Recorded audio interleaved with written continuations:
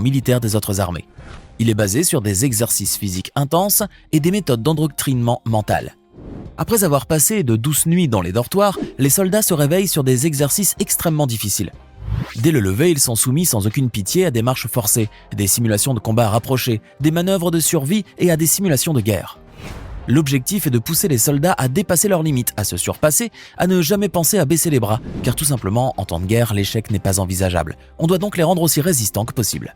En effet, les soldats doivent effectuer des entraînements intenses que nul autre être humain ne serait capable de faire, comme par exemple le fait de subir des températures extrêmes tout en faisant les exercices, exploser des chaînes enroulées sur eux sans utiliser d'outils, tirer des charges extrêmement lourdes, briser des blocs de glace à main nue, affronter des feux monstres, faire la plongée dans de l'eau glacée, sauter à des hauteurs incroyables sans appui, courir sur l'eau, recevoir des coups de bâton sur le corps et faire en sorte qu'ils se brisent en deux, être toujours parfaitement synchronisés lors des parades militaires car attention, Kikim n'est jamais loin et il veille sur eux au grain. Ils doivent également être des as en arts martiaux de tout genre confondus, bien évidemment. Bref, vous l'avez compris, ils doivent être les meilleurs et ne surtout pas décevoir leur chef suprême, qui n'est pas très sympa lorsqu'il se sent vexé. Néanmoins, ce dernier est très fier de ses troupes composées de près de 1,3 million de personnel en service actif, soit plus de 2 fois les 599 000 soldats des forces armées de la République de Corée. Prenons l'exemple de l'entraînement de ce commando de l'unité 124 de l'armée de Corée du Nord. Corps d'élite de l'armée de Corée du Nord, ce commando des années 60 a été entraîné pendant 2 ans de façon hallucinante, lorsque les relations entre la Corée du Nord et la Corée du Sud étaient tendues sur le point de vue géopolitique.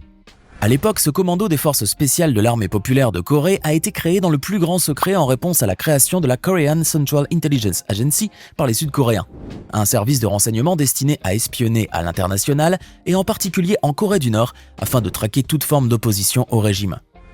Ces 31 membres triés sur le volet ont été formés aux techniques d'infiltration et d'exfiltration, aux armes, à la navigation, aux opérations aéroportées, au combat au corps à corps, avec un accent mis sur l'utilisation de l'épée et à la dissimulation.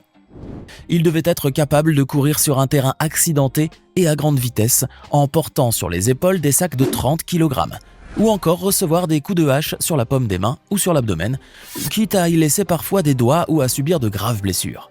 Vous pouvez voir comment l'entraînement inhumain de cette unité de l'armée nord-coréenne les a transformés de militaires normaux en militaires surhumains. Leurs entraînements consistent à des renforcements musculaires, mais pas que. Ils doivent résister à tout type de douleurs intenses ou modérées, parfois même insupportables, au cours de leurs exercices, afin de devenir des surhommes, et sans rechigner, s'il vous plaît. C'est simple, on les transforme en de vraies machines de guerre, tant physiquement que mentalement. Ils deviennent cruellement froids, jusqu'à ne plus ressentir les émotions qu'un être humain normal doit ressentir. Ni peur, ni pitié, ni remords. Ça, c'était le côté physique. Venez à présent voir ce que l'on fait mentalement subir aux soldats nord-coréens.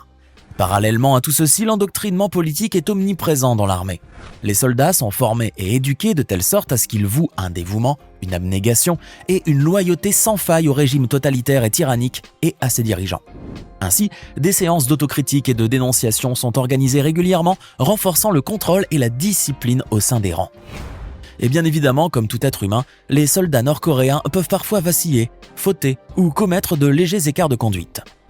Eh bien, Kim Jong-un ne veut rien savoir. Il n'a aucune pitié envers ses serviteurs. La discipline dans l'armée nord-coréenne est si primordiale qu'elle ne laisse pas droit à l'erreur à ses soldats. Ces derniers sont soumis au moindre écart, pour insubordination ou échec lors des exercices d'entraînement, à des punitions très rigides, sévères et éprouvantes. On vous donne quelques petits exemples. Âme sensible, s'abstenir. Au moindre des cas, les soldats peuvent être soumis à des traitements humiliants et dégradants ou à des travaux forcés. Dans des cas plus graves, ils peuvent être torturés ou même exécutés pour des infractions graves. Actuellement, des milliers de soldats seraient incarcérés dans les centres de détention et camps pénitentiaires de Corée du Nord. Une grande partie de ces gens-là sont soumis à la torture et à d'autres châtiments ou traitements inhumains et avilissants pour avoir enfreint certaines règles de l'armée. Ces punitions sectaires voire cruelles ont pour but de faire régner la peur et la soumission en permanence au sein de l'armée. On vous avait dit que c'était sans pitié. Alors, vous avez su répondre à la question de tout à l'heure? C'était bien évidemment Kim, car en Corée du Nord, le régime a émis une directive obligeant toute personne qui partage son nom avec le chef de l'État à en trouver un autre. Maintenant, dites-nous dans les commentaires ce que vous pensez de l'armée de la Corée du Nord, de leurs entraînements et des conditions de vie dans lesquelles ils se trouvent. Dites-nous si vous pourriez être à leur place. Et n'oubliez pas de cliquer ici pour regarder une autre de nos vidéos.